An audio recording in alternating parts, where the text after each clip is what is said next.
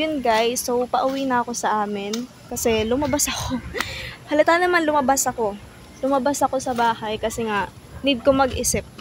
Need ko mag-isip ng content para sa vlog na gagawin ko. Kanina wala talaga akong maisip. Wala akong idea. Kasi sobrang hirap pala mag-isip ng content. Kaya bilib ako sa mga content creators dyan. So, very creative. Ayan. So, ayun. As you can see,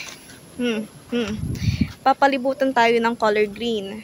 Kaya naman, ang i-content ko na lang is ipapakita ko sa inyo yung mga halaman na meron kami sa bahay and yung pangalan nila.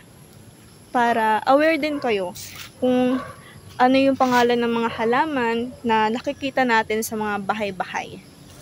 Ayan, so something educational na siya. May content na ako, guys. So, ayun. Maglalakad ako para ipakita ko na sa inyo yung harap ng bahay namin, which is puro halaman talaga. Di nyo na makakita na may bahay dito. Ayan eh.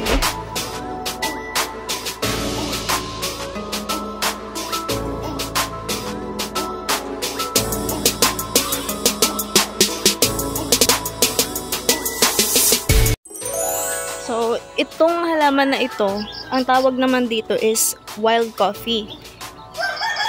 May puno siya, ayan, sobrang taas niya. Unlike dito sa mga halaman na kasama niya. So, itong halaman na ito, ang tawag dyan is Chinese evergreen. Ayan. Angkad din siya. And then, itong nasa katabi niya, ito, ang tawag naman dito is flamingo flower. And then, this is Swiss cheese plant.